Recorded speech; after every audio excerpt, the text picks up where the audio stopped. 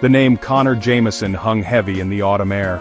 37 days had passed since his disappearance. Each day, a deeper shade of dread settled. He was just a child, vanished without a trace. The authorities searched. Hope dwindled with the fading light. People whispered his name, a ghost before his time. A list existed, chilling in its brevity. 37 names, marked replaced, operational. Connor was not on it. This case was a labyrinth of horrors. A predator wore many faces, no single name. Whispers of tapes from mirror rooms surfaced. Strange notes scrawled in lipstick offered no real clues. An obituary was published for a boy still missing. Each discovery only deepened the unsettling mystery.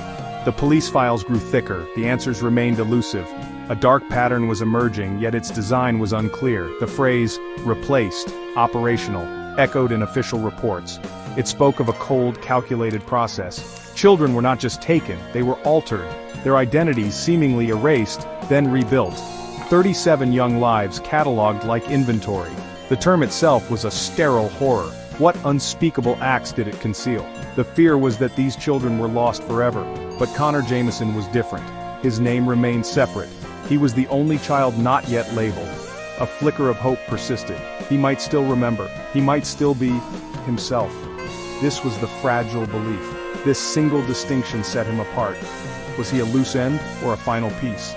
The silence surrounding him was deafening, a silence pregnant with terrible possibilities.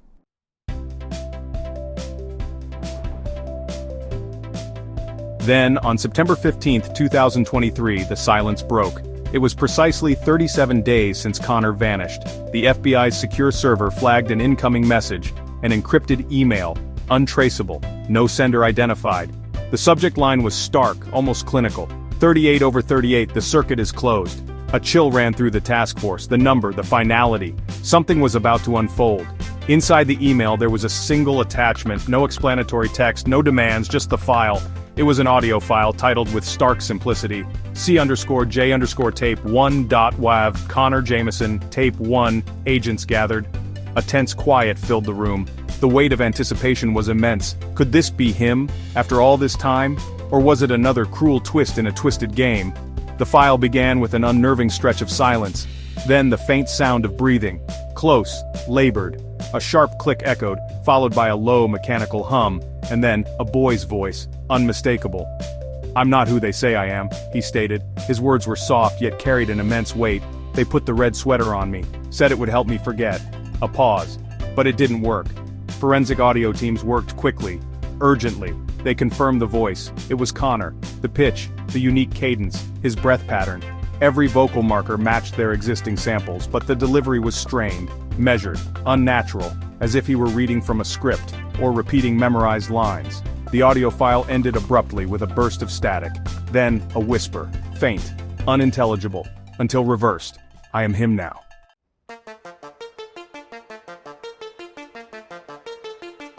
The audio file concluded. Silence descended once more. But this silence was heavier, fraught with new terror. Connor Jameson's voice, confirmed, undeniable. Yet it was a voice stripped of childhood, hollowed out. The final reversed whisper, "I am him now," played on a loop in their minds. It was a chilling pronouncement, a declaration of transformation. Hope, already so fragile, twisted into something grotesque. The boy they sought was speaking. But what was he saying? Who, or what was him? The question hung, cold and sharp. The circuit was closed. The email had warned. A grim finality. This case had always been a tapestry of shadows. The initial disappearances painted a horrifying picture. Children vanishing one by one over years. The list replaced operational 37 names. Connor had been the exception, the one not yet categorized. Now this audio, this tape, dragged him into that same abyss. He was number 38, the final link. The FBI's involvement had been deep, relentless, yet frustratingly barren. Years of chasing ghosts, of sifting through scant, bizarre clues. The pressure to find answers, to stop the unseen hand, was immense. The task force listened again and again. Every nuance of Connor's speech was dissected. The mechanical hum, the click, the rehearsed words. This wasn't a plea for help. It felt like a statement of fact, a testament to a process completed, or nearly so. The red sweater, mentioned so deliberately, it was a detail that resonated with other fragmented pieces of evidence, a symbol perhaps of this terrible becoming. The team felt a collective dread. This was a new frontier of evil. The phrase "the circuit is closed" echoed the abductor's cold precision. It suggested a meticulous plan reaching its conclusion. 38 children, a complete set. What did this mean for Connor? Was he the final piece? Was his transformation the key to this closed circuit? The investigators felt a profound sense of unease. They were not just searching for a missing boy, they were confronting an architect of shattered identities. And Connor was his latest, perhaps ultimate, creation.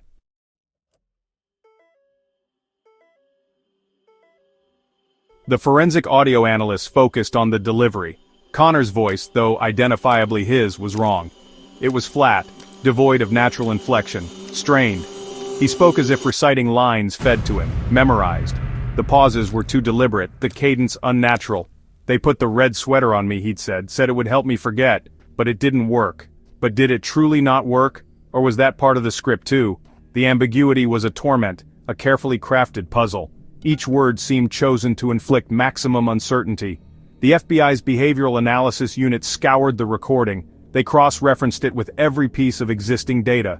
The cryptic notes in lipstick, the rumored mirror room tapes. They searched for a common thread, a methodology. This wasn't simple coercion. This felt deeper, more insidious. How could a child's voice sound so empty, so programmed? Experts in psychological manipulation were consulted. They spoke of environments designed to break down the self, to isolate, to disorient, to rebuild. A horrifying theory began to coalesce from the darkness. The term emerged from hushed discussions in old case files: reflective identity conditioning. It was a concept found in the darkest corners of psychology, rarely seen, even more rarely understood in its entirety. It described a process of systematic identity replacement. Children weren't just brainwashed into obedience. They were methodically stripped of their own being, their sense of self meticulously deconstructed piece by piece. Then, a new identity, crafted by the abductor, was imprinted. The child became a reflection of their captor's design. This theory cast a terrifying new light on the case. If Connor was undergoing reflective identity conditioning, the implications were almost too dreadful to articulate. It meant the boy they knew, the Connor who vanished, might already be gone, replaced by something or someone else. The audio tape was not a message from Connor. It was a message from the conditioning, a progress report, the red sweater, the forgetting, the new self. It was all part of the horrifying, deliberate process. The FBI now faced an enemy who didn't just steal children, he rewrote them.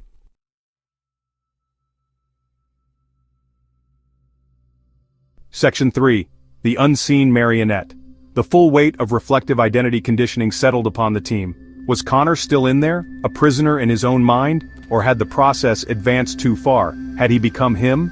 The whisper, "I am him now," felt less like a boy's fear and more like a new truth.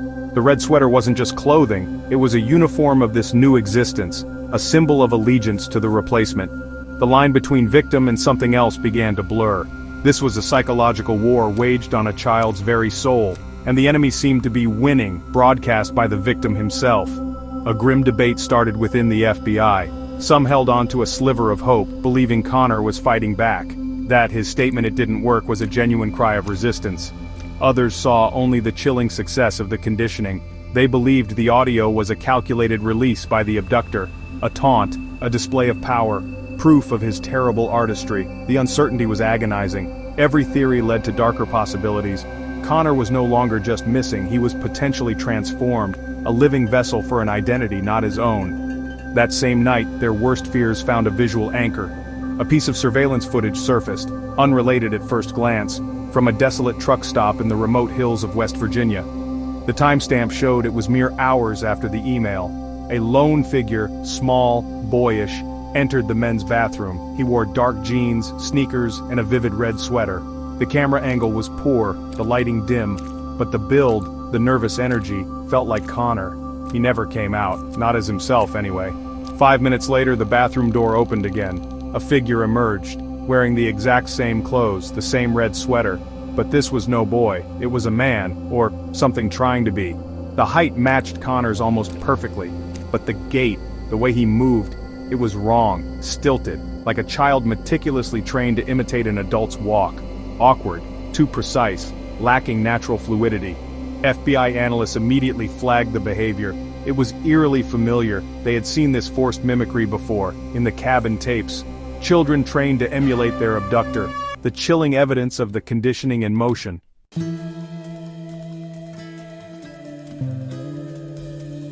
The truck stop footage played on a constant loop, a silent horror show. The boy, presumably Connor, entered the bathroom, alone, vulnerable. Then, the man emerged, wearing the same clothes, the red sweater, a lurid flag.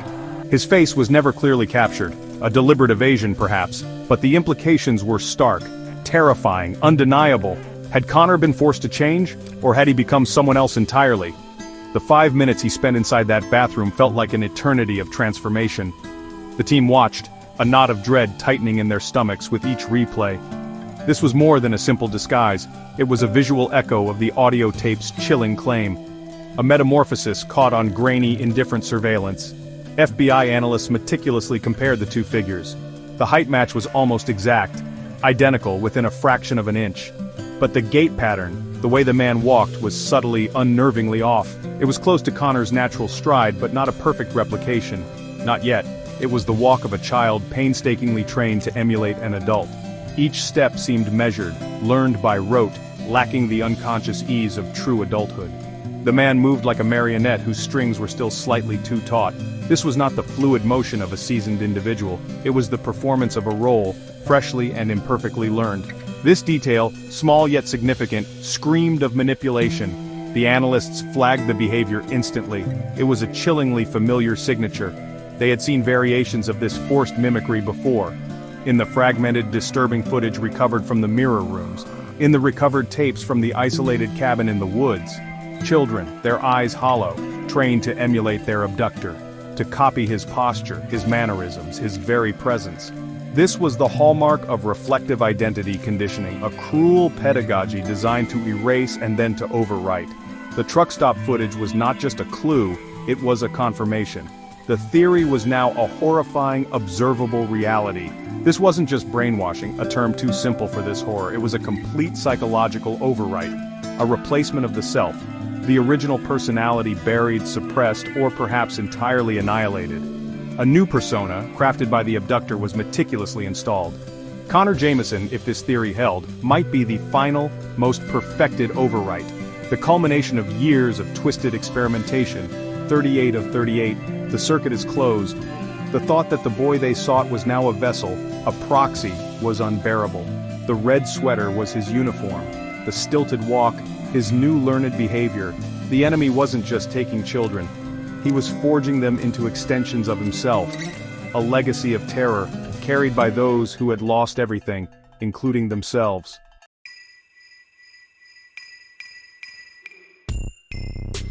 Just as the FBI began to process the horror of the truck stop footage, everything shifted again. The digital landscape, so often a source of confusion, now delivered a new shock.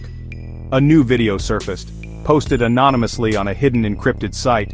It flickered into existence, viewed by fewer than 200 people. Then, just as quickly, it was taken down, erased from the dark corners of the web, but not before it was saved, copied, secured by watchful eyes. The title was simple, yet deeply unsettling given the context. Margaret, watching. MP4, Margaret, a name from the replaced. Operational, list, a ghost. But this video suggested she was far from a forgotten casualty. She was active. The video opened onto a desolate, cavernous warehouse. Dust motes danced in the sparse shafts of light that pierced the gloom. Rusted metal machinery lay silent, like ancient, forgotten beasts. In the background, a single red light flashed rhythmically, a heartbeat in the decay. The atmosphere was thick with neglect and a sense of foreboding. Then a figure stepped into the frame. A woman. She was older now, her face etched with lines of hardship, of survival, worn, but her eyes were sharp, alert. A fierce intelligence burned within them, focused. This was Margaret Gaines, no longer a child victim, but what was she now? She walked directly towards the camera, her gaze unwavering, intense.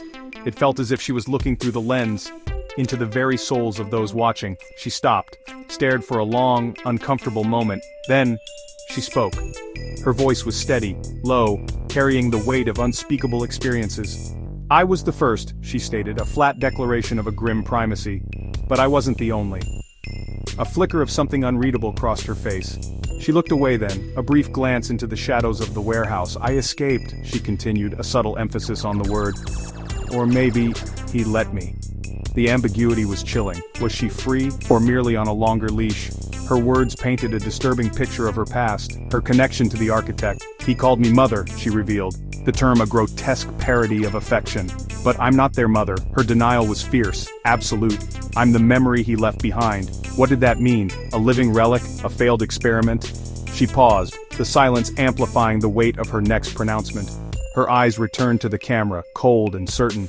He doesn't need me now, she said, a note of finality in her tone. Because he has Connor. The implication was clear. Connor was the new focus, the new prize, the successor, or perhaps the ultimate tool.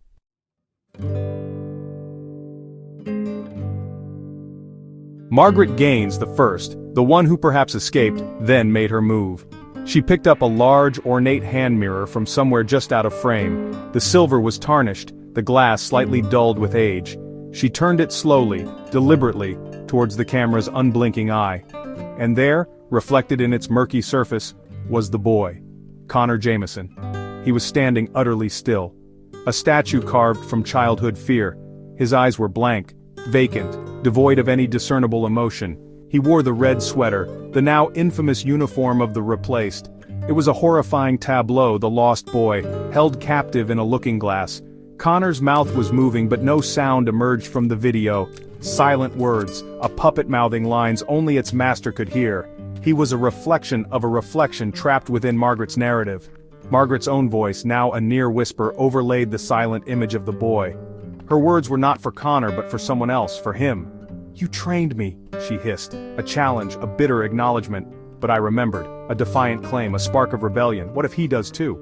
The question hung in the air, a dangerous possibility, a seed of doubt planted against the architect of their shared nightmare. Was this a threat, a hope, or merely a statement of futile defiance? The video then cut abruptly to black, no warning, no fade, but a single fleeting frame remained imprinted on the screen for a microsecond. Connor's face, a close-up.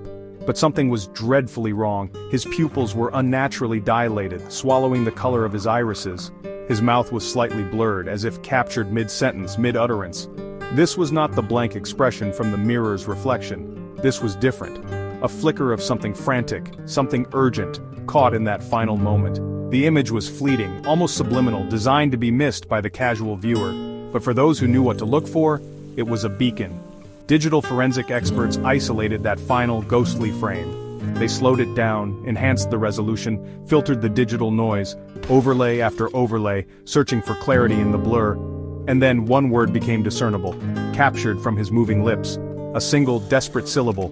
Run. The warning was stark, chilling, but for whom was it intended? Was Connor warning Margaret? Or the agents he knew might see this? Or was it a message for the other children, those still lost in the labyrinth? The ambiguity was a fresh layer of torment. The mirror had spoken, but its meaning was fractured. The game had a new player, or perhaps an old one, reasserting her presence.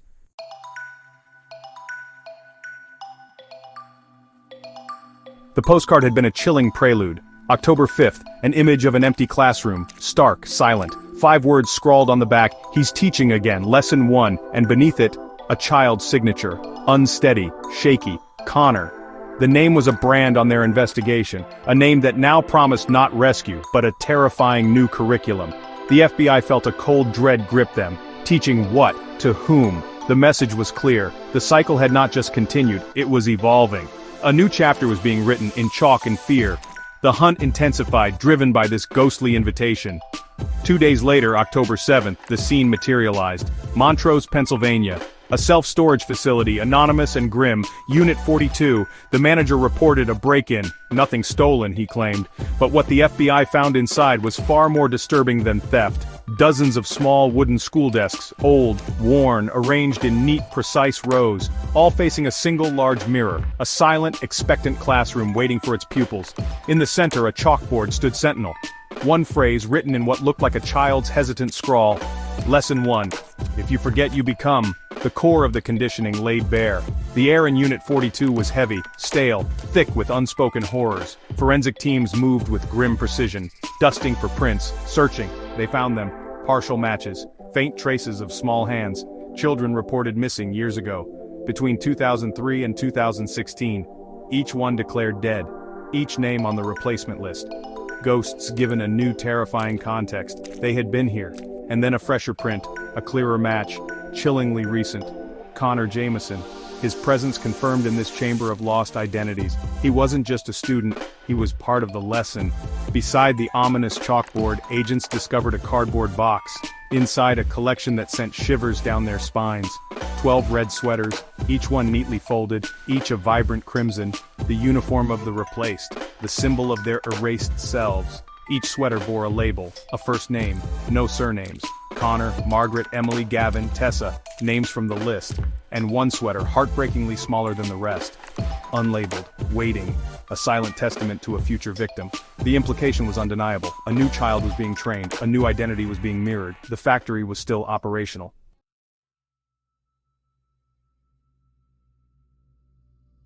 The discovery of the storage unit classroom was a sickening confirmation. But the tendrils of this indoctrination reached further, into the everyday. Days later, outside Scranton, a teacher noticed a new student, Aiden. He'd enrolled just weeks before. No past records, no verifiable history. A ghost child appearing from nowhere, quiet, withdrawn. But one peculiar trait caught her experienced eye. He flinched violently whenever he saw his own reflection. He actively avoided mirrors, windows, any surface that showed him himself. He refused to speak if the classroom lights were dimmed, plunging him into shadow. His fear was palpable, a silent scream in the ordinary school day. The teacher, deeply unsettled, reported her concerns. Child services investigated. By the time they arrived, the boy named Aiden was gone, vanished. Another ghost dissolved back into the ether from which he came, but he left something behind. In his small, empty locker, a child's drawing, simple, crude, yet profoundly disturbing. Two figures, one tall, imposing, one small, diminutive beside it, both holding hands, both wearing identical blood-red sweaters, and scrawled beneath the figures, in the same shaky handwriting seen on the postcard, "He made me forget." So I made another. The horrifying truth, the conditioned were becoming conditioners. The cycle was self-propagating. Meanwhile, Margaret Gaines, the first seed, was not idle. October 12th, security footage from a Columbus, Ohio hospital. The pediatric psychiatric ward. A woman, cloaked and hooded, her red sweater a flash of color in the sterile halls. She moved with purpose, slipping through a service door, unseen by staff. She entered room 306. No camera captured what happened within. But later a nurse found the room empty. The patient gone. A 9-year-old boy, Henry Lang, recently admitted. Found wandering a mall, lost and terrified, whispering the same chilling refrain, "Don't look in the mirror, he's there." Margaret was not just watching, she was acting. The investigators reeled. Was Margaret rescuing these children, or recruiting them? Then, on October 14th, an email landed in the inboxes of multiple local newspapers. The subject line, a haunting echo, Lesson 1 complete. Attached, a single photograph, a classroom, not the storage unit, somewhere new, 12 children, all seated, all wearing the now infamous red sweaters, all facing a blackboard, their backs to the camera. A shadowy figure stood at the front, too obscured by darkness to identify. The chalkboard bore a new message, Lesson 2, they always come back. Each child's face was digitally blurred, except one, Connor, smiling. And in the corner of the frame, Margaret, in profile, watching, her expression unreadable.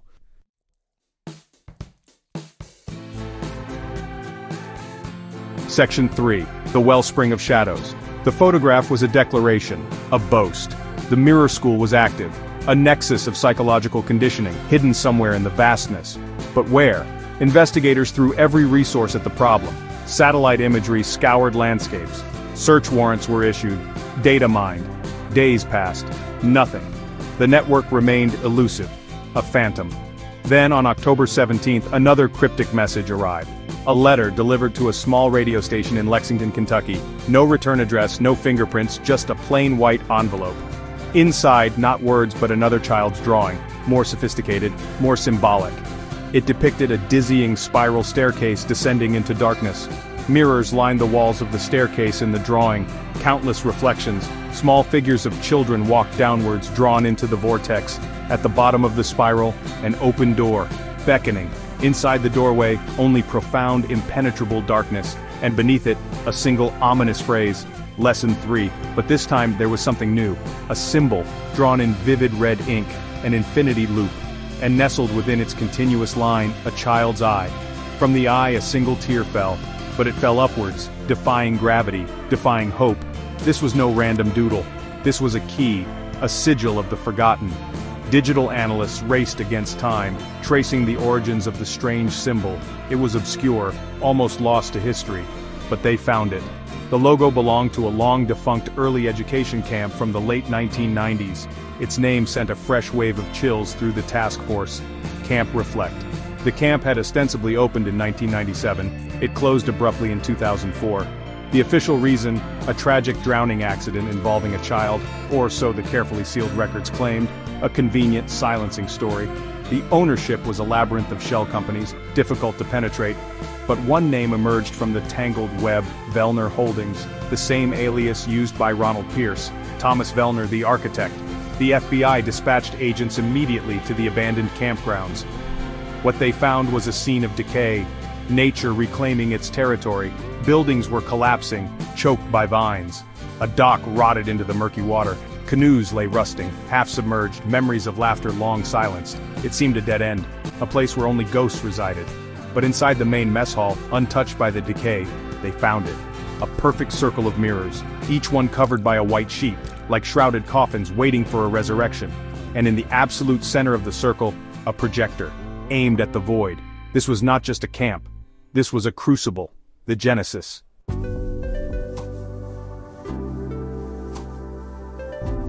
Section 1. The flickering past of Camp Reflect. The projector word, a beam of light cut through the dust of the mess hall. Agents watched, transfixed by the images flickering onto a stained bare wall.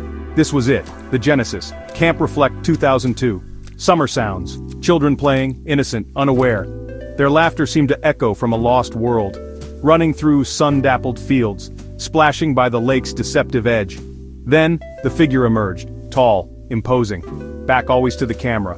A red sweater even then, his sickening signature in the vibrant summer greens. He held a clipboard. He observed. He wrote. Methodical, detached. The footage was grainy, decayed by time, yet his intent was chillingly clear. This was no summer camp. It was a laboratory for lost souls. The camera, likely hidden, panned across crude workstations, small desks, mirrors angled just so, individual booths, almost like confessionals. But here children confessed nothing, they absorbed, they became. The film jumped, a close-up of a child's face, tear-streaked, staring into a mirror. Another segment showed a young girl, no older than 7, repeating phrases, words of negation, I am not, followed by her own name. Then words of affirmation, I am reflection, I am new. The FBI agents felt a cold sickness rise. This was systematic erasure. The man in the red sweater would occasionally adjust a mirror. A gentle touch, a monstrous act. Deeper within the mess hall's decaying office, they found more. Old ledgers, water-stained, mildewed, but the ink held. Subject logs. Children were not names, but numbers. Subject 1, Subject 2. Observations were recorded in a neat, precise hand. Pierce's hand. Subject 4, Margaret G., shows strong resistance to initial mirroring. Increased isolation protocol recommended. Subject 7 exhibits rapid assimilation, potential for early echo deployment. The language was clinical, dehumanizing, each entry a nail in a child's coffin of identity. Camp Reflect was not just about conditioning, it was about refining the method, perfecting the art of psychological replication, building templates. The final reel of film was the most disturbing. It was short, silent. It showed the man leading a small child, Margaret, towards the dock. He pointed towards the dark water, then back at the mirror he held. The implication was horrifying. The drowning. It was no accident. It was a tool, a threat, a final brutal lesson in compliance, or a disposal. The records were sealed for a reason. Vellner Holdings had power, influence. This camp was the crucible where Ronald Pierce forged his dark legacy. He learned how to break a child, how to rebuild them in his image, and Margaret, it seemed, was his star pupil, or his greatest challenge.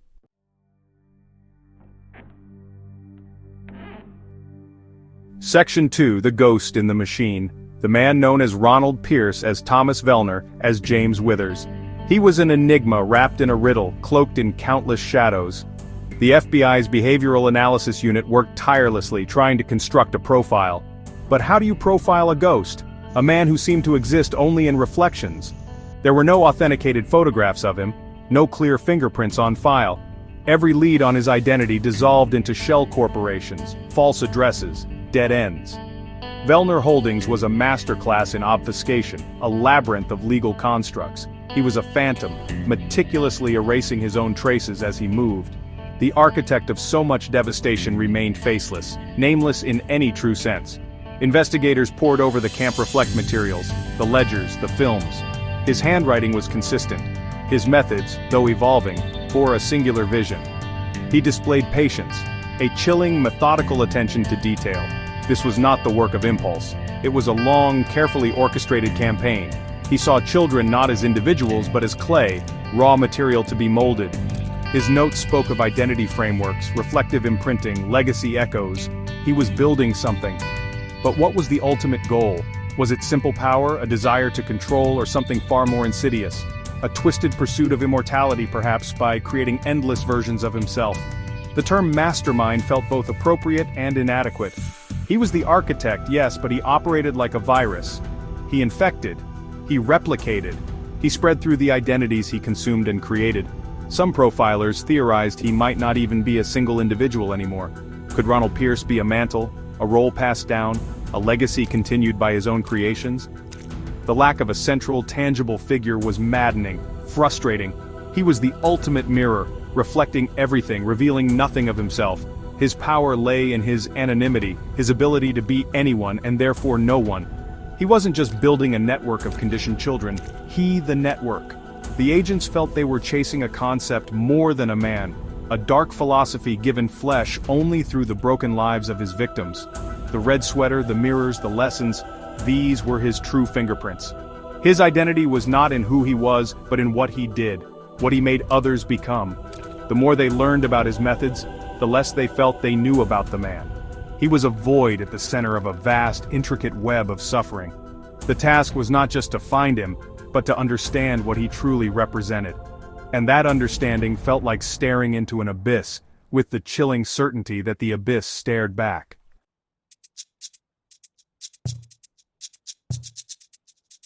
Section 3. A Constellation of Cruelty. Camp Reflect was the horrifying genesis, the wellspring of this darkness. But it was not the only site. The FBI began to see a pattern emerge. The isolated cabin in the woods with its mirror room. A place of intense early conditioning, the self-storage unit in Montrose, the classroom for Lesson 1, a consolidation point. These were not random locations chosen by chance. They were nodes, purpose-built environments in a distributed network of psychological torture. Each site seemed to have a specific function in the horrifying curriculum, a constellation of cruelty, spread across unsuspecting landscapes. The scope of Ronald Pierce's operation was far larger, far more organized than initially feared. Agents pulled up maps, marked locations, cross-referenced timelines. The disappearances spanned years, even decades, different states. Yet the methodology, the signature elements remained consistent. The red sweaters, the use of mirrors, the specific phrases of conditioning. This pointed to a singular guiding intelligence, meticulously planning and executing, or a system so perfectly designed it could self-replicate its core tenets. How many other classrooms were out there? How many camps like Reflect? How many children had passed through these hidden identity factories, unaccounted for? The numbers on the replaced, operational list felt like just the tip of a terrifying iceberg. The mirrors themselves were more than just tools for reflection. In Pierce's design, they seemed to be conduits, perhaps even templates, ways to project an identity, or fragments of one, onto a receptive, broken mind. The children were not just made to see themselves differently, they were made to see him, or to see the idealized, replicated persona he wished to instill. The goal was not mere obedience, it was total replacement, complete replication, to create a legion of individuals who carried his fractured psyche within them. Each conditioned child, a living echo of the architect's will. A network of mirrors, each reflecting the same distorted original image. The implications were staggering. This was not about one man's crimes, it was about a system designed for perpetual replication of an identity, a way for Ronald Pierce, or the idea of him, to achieve a dark omnipresence. Dozens, perhaps hundreds of children, grown now, living among society, some aware, some perhaps completely unaware of their original selves, carrying the conditioning within them like a dormant seed waiting for a trigger, or worse, actively participating in the perpetuation of the cycle. Connor was leading. Margaret was recruiting. Who else was out there playing their part? The FBI realized they were not just hunting a man, They were trying to dismantle a legacy etched into living souls.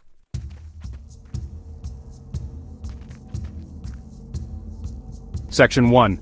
The first cracks appear. The message echoed through the sterile halls of Quantico. Lesson 3. The mirror breaks. The words were ice. Detective Haynes felt a primal dread. This was it. The escalation. The final phase of conditioning as she now understood it. When the mirror shatters, the reflection is set free, or it takes over. It no longer belongs to the viewer. They inherit its essence. A chilling thought.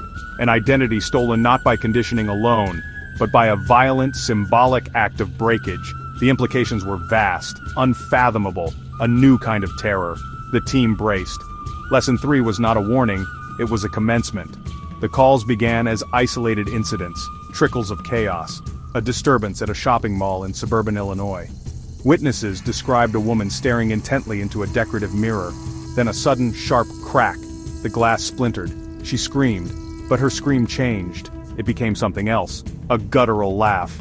Her eyes, onlookers said, were no longer her own. They were vacant, reflecting nothing. She walked away, not as herself, but as a stranger in her own skin, leaving behind the shattered fragments. Each piece a glittering menace. This was not mere vandalism, this was transformation, live and raw. Then a report from a library in Pennsylvania, an old, quiet town. A teenager known for his shy demeanor was found smashing bathroom mirrors, one by one, with a heavy book. His face contorted in a silent snarl. When confronted, he didn't speak his name. He uttered a single word: free. He too seemed altered, his posture different, his gaze unnervingly direct. He clutched a shard of glass, its edge dripping red. His own blood. The breaking was not just symbolic, it was visceral, a ritual. Each shattered mirror was a doorway, a new vacancy for an old presence. The network was shifting, evolving from hidden rooms to public displays. The puzzle piece that clicked into place was the nature of the shards. Forensic teams, examining the fragments from these new incidents, found something. The glass itself seemed different, almost resonant. It wasn't just broken, it was imbued, changed. Haynes realized the horror. The shards themselves were infectious. Each broken piece, a new mirror, a new point of reflection, a new trap. The act of breaking didn't just free the reflection within the mirror, it weaponized the fragments, multiplying the points of contact. Lesson 3 wasn't just about breaking mirrors, it was about spreading them.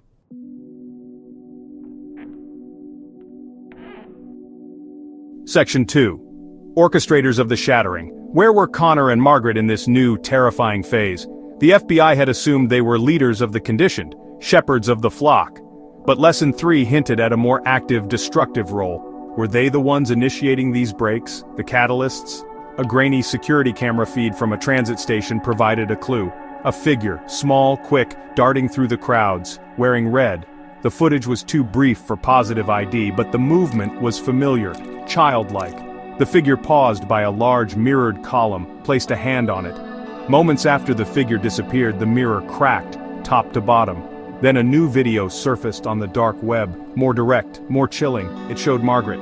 Not in a warehouse this time, but in a hall of mirrors, like those found in old amusement parks, distorting, disorienting. She moved through it, her expression unreadable, not fear, not malice, something else.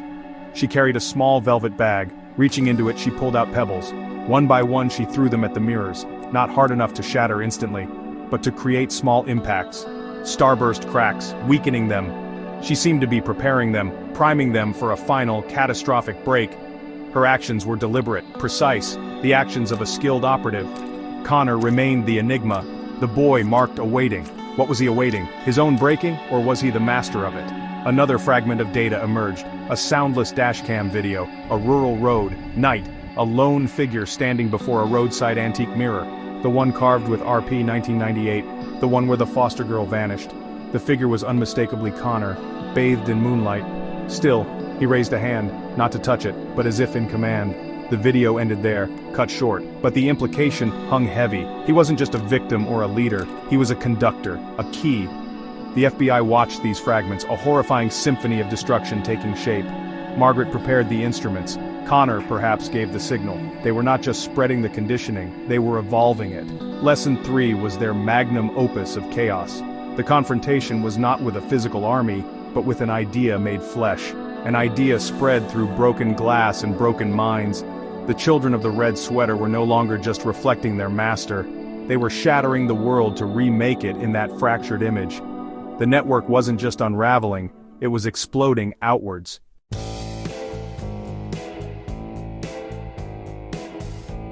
The old model of the network hidden rooms, isolated camps was dissolving.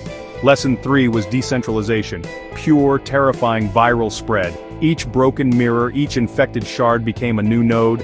The conditioning was no longer confined to specific locations, it was ambient, it could happen anywhere, to anyone susceptible, anyone who looked too long, anyone whose own reflection felt fragile. The FBI's maps of known sites became almost irrelevant. The threat was now diffuse everywhere, in every reflected surface. The true unraveling was the understanding of its horrifying adaptability. A new puzzle piece surfaced from the digital ether, an encrypted file, decrypted by a stroke of luck or by design. It contained excerpts from what appeared to be Ronald Pierce's journals. Not the clinical logs from Camp Reflect, something more philosophical, more chilling. The singular vessel is a weakness, one entry read. True legacy is boundless. To break the mirror is to free the idea, let it find its own forms, every shard a new beginning, every reflection a new voice. My voice. This was his endgame, not an army of identical drones, but a pandemic of identity, where his core concept would replicate and mutate. The final reflection Pierce had written was, the victim was not just replaced, they became a new source. A self-replicating instance of the original trauma, the original design. This was Reflection's rebellion. The created turning creator, the mirrors once tools of his control, were now instruments of uncontrollable spread. He had built a system designed to outlive him, to transcend him. A system where the act of seeing, of being seen, was the vector of infection. The children, Connor, Margaret, were not just his puppets. They were the first wave of a new form of consciousness, or unconsciousness. Detective Haynes looked at the board, the names, the faces, the lessons. A cold dread settled deep in her bones. This was beyond any profile. The network hadn't just unraveled, it had shattered, and its pieces were now seeding themselves into the fabric of reality.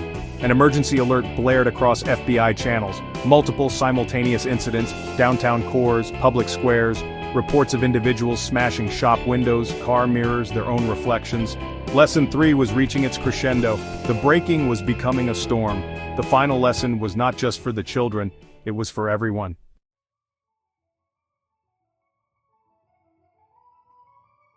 The screen fades. Part 3, Final Reflection, coming soon. The words hang in the artificial twilight of 1,000 living rooms. But the story, this infection, doesn't wait for a new installment. It breathes in the silence that follows the broadcast. The immediate horror of shattered mirrors, of faces changed, is only the beginning. Beneath the surface of these overt terrors lie unseen scars. The war for identity has left casualties far beyond the replaced. A lingering poison seeps into the collective mind. The true battleground is not just a physical place, it is the fragile space between self and reflection. Consider those who witnessed the transformations. Neighbors, teachers, paramedics. They saw the cracks appear, not just in glass but in people. Their memories are now haunted by eyes that turned vacant, by familiar voices uttering alien words. We are echo. How do they trust their own senses again? Their own communities? The fear of the mirror becomes a rational, chilling response. Every reflective surface, a potential trigger, a reminder. The psychological trauma ripples outwards, an unseen epidemic of anxiety. Detective Haynes, if any part of her original self remains, carries this burden. A burden shared by all who touch the edges of this abyss, the children in Dayton. They called themselves Echo, not individuals, not distinct personalities, a collective. This is a terrifying evolution of Pierce's design. No longer singular replacements, but a hive mind of broken selves. What does it mean to be an echo? To lose the I for the we? Is it a deeper form of conditioning or something new born from the chaos? They are the true embodiment of the self-replicating system, each echo a potential source for creating more. The red sweaters they wore were not just uniforms, they were symbols of a horrifying shared emptiness. And Ronald Pierce, the architect of this nightmare, is he truly gone, or has his system achieved his ultimate desire? Immortality, not of flesh, but of idea, of design. The final reflection is not a single person, it is the pattern itself. He built a machine of identity destruction that no longer needs its creator. It runs on its own fuel fear, vulnerability, the inherent fragility of self. His legacy is not in a name but in the endless recursion of his lessons. The empty classrooms may be found, but the teaching continues, in every shard of glass, in every whispered doubt. The design itself has become the entity.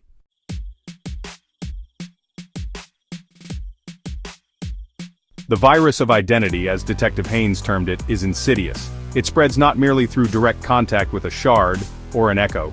The story itself, this very true crime news broadcast, is a vector. It plants seeds of doubt. It makes one question the familiar. The narrative carries the weight of the horror, transmitting the unease. Are we, by listening, by watching, becoming part of the reflection? Does the retelling of these lessons inadvertently teach them anew? The fear is a contagion of consciousness, spreading through shared experience. The more we know, the more we see the cracks in our own world. The more the mirror seems to hold a different, darker gaze. Imagine a world where the face of a loved one could shift, unannounced, where the reflection in the morning is not quite right. This is the societal fallout of Pierce's shattered mirrors. Trust erodes. Paranoia becomes a baseline state of existence. The familiar becomes the unknown, the potentially hostile. Children avoiding their own image, adults flinching from shop windows. The red sweater, once a specific clue, becomes a ubiquitous symbol of dread. Communities fracture under the weight of suspicion. Who is real? Who is forgotten? Who has become? The fabric of social cohesion frays, thread by invisible thread. You are the final lesson. This was the message. It transcends the children, the agents, the immediate victims.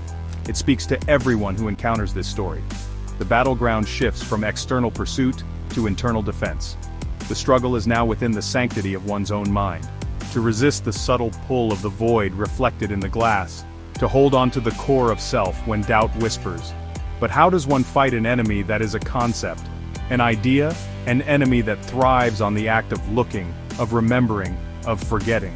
The conditioning is no longer a process, it's a pervasive atmosphere.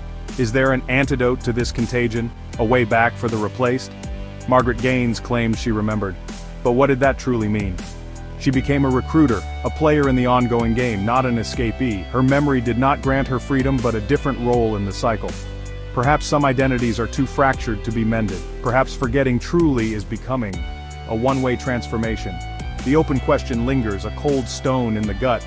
Can the mirror ever be made whole again? Or only further shattered? The silence from those who were switched, like Emily Thorne, is deafening. They exist as proof of erasure, not of recovery.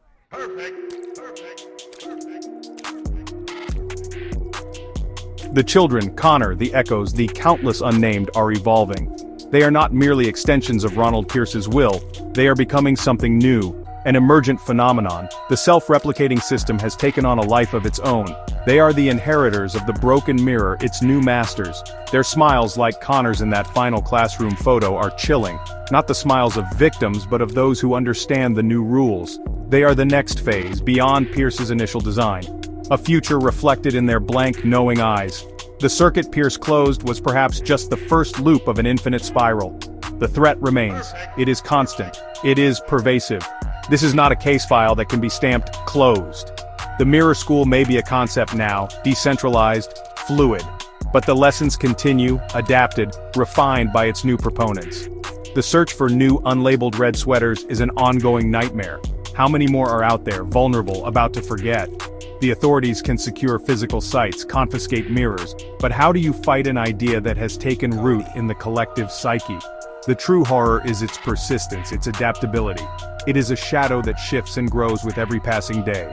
Humanity faces a profound challenge in this new, fractured reality. How does one live in a world where reflections are treacherous, where the very act of seeing oneself can be a trap? A new kind of awareness is demanded, a vigilance of the mind, perhaps a conscious choice to look away, to cultivate inner certainty, or perhaps a desperate search for a new way to see, to find clarity beyond the flawed surface of the glass. The old ways of understanding identity are no longer sufficient. We must navigate a landscape where the self is under constant siege, a world where the mirror lies, and the truth is a dangerous pursuit. The cycle in the end is not solely about Pierce or even the children. It is a terrifying commentary on the inherent fragility of identity, the ease with which the self can be deconstructed, overwritten. The mirror, that ancient symbol of truth and illusion, is never empty. It waits, patiently, silently. And the reflection staring back may not always be your own. The final lesson is a question. whispered in the dark. Are you watching the story, or is the story watching you? The silence that follows is the most chilling answer of all.